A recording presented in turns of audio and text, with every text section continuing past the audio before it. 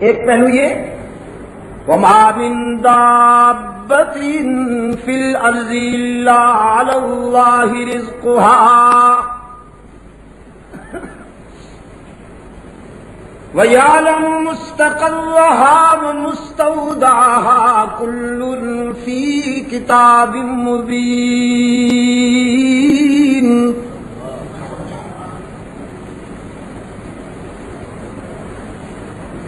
اس دنیا میں کوئی بھی ذی روح، کوئی متنفس، کوئی جاندار ایسا نہیں جس کے رزق کی ذمہ داری اللہ نے نہ لے لی ہو۔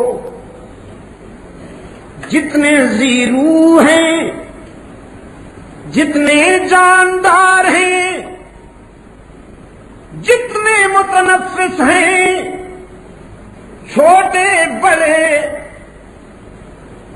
چلنے والے، رینگنے والے، تیرنے والے، اڑنے والے،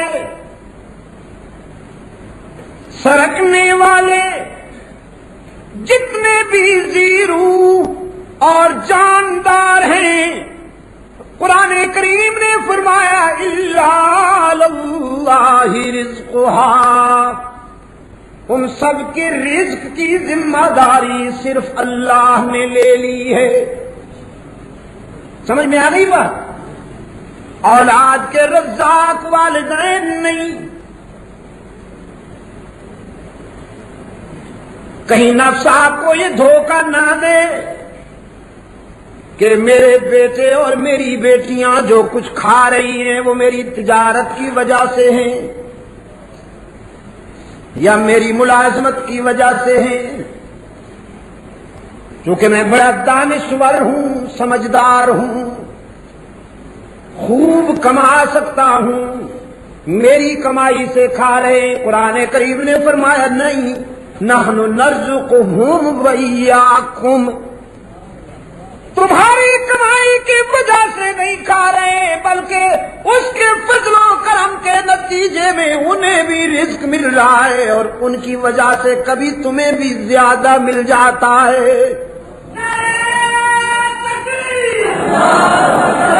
جب تمہارے پاس بچے نہیں تھے تو تم اتنے دولت مند نہیں تھے، وہ آ گئے ہیں تو تمہارے پاس بھی ذرا وسعت آ گئی ہے رزق کی، تو تم نے انہیں کھلایا۔ ان کے آنے سے تو تمہاری اپنی جیب بھر گئی۔ یہ کس نے کہا کہ تم ان کے رزاق ہو؟ والدین اولاد کے رزاق نہیں، آقا خدام کا رزاق نہیں، مل مالک مزدوروں کا رزاق نہیں، حاکم رعایا کے رزاق نہیں، استاد شاگردوں کا رزاق نہیں۔ وَمَا مِن دَابَّةٍ فِي الْأَرْضِ إِلَّا عَلَى اللَّهِ رِزْقُهَا، کائنات میں جتنے جاندار اور ذی روح ہیں ان سب کو رزق دینے والا کون ہے؟ پبی والو، کائنات میں تمام جانداروں، تمام متنفس ذی روح، جتنی بھی مخلوق ہے ان سب کو رزق دینے والا کون؟ اگر تجارت اور ملازمت کے سوا رزق نہ مل سکتا تو جائیے مطالعہ کیجئے صحیفہ کائنات کا، پہاڑوں میں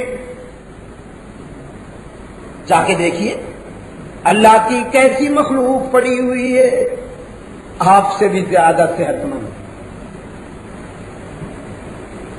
If you don't feel، بعض جاندار تو ہم سے بھی زیادہ صحت مند ہیں، موٹے تازے ہیں، نہ وہ آٹا پسواتے ہیں، نہ وہ ڈبل روٹی کھاتے ہیں، نہ وہ پیسٹریاں، نہ ان کے لیے بیکریاں لگی ہوئی ہیں، نہ ان کے لیے کوئی ڈاکٹر ہیں اسپیشلسٹ کہ ڈینٹل، آئی، جرنلسٹ یا کوئی اور قسم کے.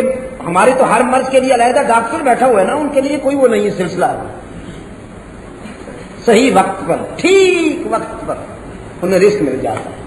جب رزق وہی دیتا ہے تو اب سوال ہوا الہ العالمین پھر رزق اتنا کیوں نہیں دے دیتا جتنا ہم چاہتے ہیں؟ تو جب تو ہی رزاق ہے، تو ہی دینے والا ہے، تو پھر ہماری خواہش بھی پوری کر دینا. اب اس کا جواب قرآن نے دیا، فرمایا لو بسط اللہ الرزق لعبادی وما من دابة في الأرض إلا على الله رزقها ويعلم مستقرها ومستودعها كل في كتاب مبين. ہمیں تمہارے ملک کا بھی پتہ ہے، تمہارے صوبے کا بھی پتہ ہے، تم جس ڈویژن کے باشندے ہو، ہم وہ ڈویژن، ضلع، تحصیل، شہر، محلہ اور تمہارے گھر کا نمبر بھی جانتے ہیں. تمہارے ضروریات کا بھی ہمیں علم ہے. تم ہمیں بھول بیٹھے ہو لیکن ہم تمہیں کبھی نہیں بھولتے. وقت سے پہلے ہم تمہارے رزق کا اہتمام کریں، یہ ہماری ذمہ داری ہے. تو الہ العالمین پھر اتنا دے دینا جتنا ہم چاہتے ہیں. کسی اور کو پتہ نہ چل جائے ہم کیا چاہتے ہیں، لیکن تو جانتا ہے نا. اس کا جواب دیا قرآن کریم نے، لو بسط اللہ الرزق لعبادہ لبغوا فی الارض. اللہ اگر تمہاری خواہشات کے مطابق تمہیں رزق دے، اس کے خزانے میں کوئی کمی نہیں آئے گی، لیکن تم برداشت نہیں کر سکو گے، تم آپے سے باہر ہو جاؤ گے. گلاس میں اتنا ہی پانی آنا چاہیے جتنا اس میں سما سکے، کپ میں اتنی ہی چائے ڈالنی چاہیے جتنی اس میں. اگر زیادہ ڈالو گے تو اچھل پڑے گی، گر جائے گی. اب تعالیٰ نے فرمایا تم اتنے سمجھدار ہو کہ اپنے برتن کا ظرف دیکھ کر چیز ڈالتے ہو، تو میں بھی تمہارا ظرف دیکھ کر تمہیں رزق دیتا ہوں تاکہ تم اچھل نہ پڑو، تم آپے سے باہر نہ ہو جاؤ. یہ دوہری مہربانی ہے کہ رزق بھی دیتا ہے اور ہمارا ظرف دیکھ کر رزق دیتا ہے. آج تمہیں اتنا رزق ملا کہ تمہارے اندر عاجزی بھی موجود، تمہارے اندر تواضع بھی موجود، انکسار بھی موجود، رشتوں کی پہچان بھی موجود. پراٹھا نہ صحیح، ہاں جی، سکی روٹی صحیح، پراٹھا نہ صحیح نا جی، سرغم مرغم نہ صحیح، دال ساری صحیح، لیکن باپ کو تو پہچانتے ہو نا، بھائی کو تو پہچانتے ہو نا، ماں کو تو پہچانتے ہو نا، بہنوں کو تو پہچانتے ہو نا، اور بیوی کو تو پہچانتے ہو، وہ تمہیں پہچانتی ہے تم سے زیادہ.